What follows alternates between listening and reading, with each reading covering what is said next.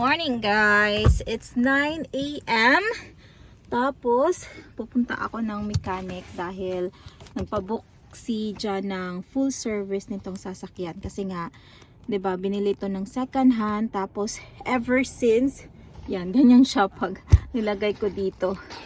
Ever since na, uy, like that, no, pataas siya.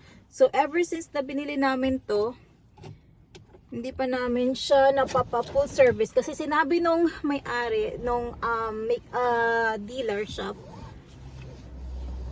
yung mga second hand dealer, car dealer, sabi niya full service niya na daw, ganon. Pero we feel it na hindi niya ginawa kasi may mga bagay kaming pinagawa, like yung mirror, pinagawa namin to sa kanya, hindi niya naman ginawa ng tama. Kaya para sure lang, kasi to be honest, ayaw kong kunin ko ba yan? Ayaw ko mag-dry tapos hindi ako sure, you know? Gusto ko yung safe talaga ako, especially kasama ko si Alexander. So full service ko lang, katid ko doon. So hopefully, 1 day, 2 days matapos na, kasi pag hindi, wala akong sasakyan for some days, 'di ba?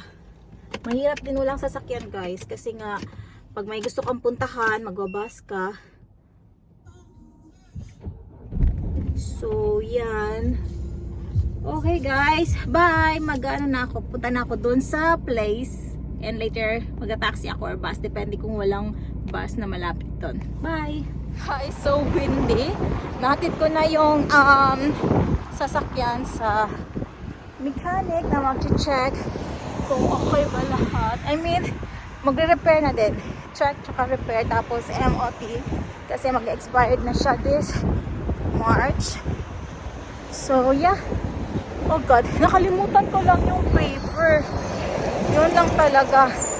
Kasi I wanted sana dalhin yung paper para, you know, secured. I mean, makita niya kaagad. Pero actually, I remember sa online, mayroon din naman pala.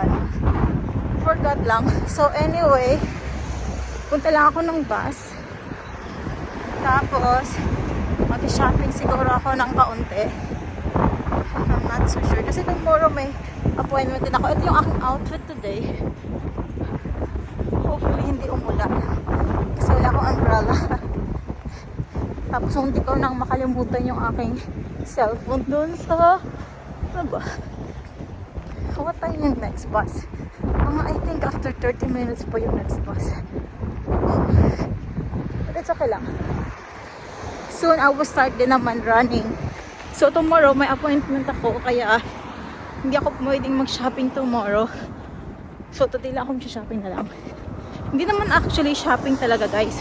Window shopping lang kasi nga para sa content ko. Okay? Bye guys.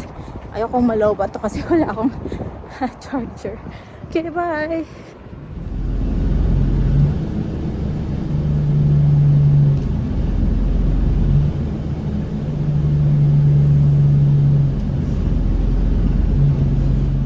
I'm back sa Primark and they have this sale which is, ano ba? 3 pound na lang. Yeah, it's look, it's 3 pound. Oh God, my camera, look, and it's nice. I don't like to wear hat actually, but I don't know if it will change my mind for 3 pounds. Last time I purchased the black one also, but it's different style and it's 2 pounds. This one, it's like, look, so cute. Yeah, maybe, I'm not sure. I'll think about it more, just because I really don't wear hat. But it's nice. Look. They have this sunglasses. It's $3.50. What do you think? It looks, I think, nice to me or not.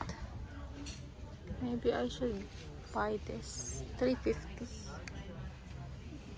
Yeah.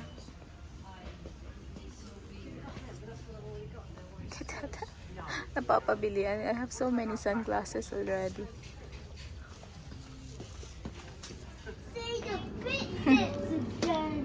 You want that? Okay. happening here? They don't have donut, yeah? Yan sa Sando ay nag-shopping dyan ay kumuha talaga ng basket. Wala silang donut today. So maybe just, oh yeah, they don't have donut. No, they have donut. I just They need don't to have. check. No, they have. I need to check. Okay, let's go now. No time. Come on. Donut. No donut. Next time. Next time. Next No, time. they're showing this. Kahanap ng donut na walang donut. Okay. Bye guys. Bye.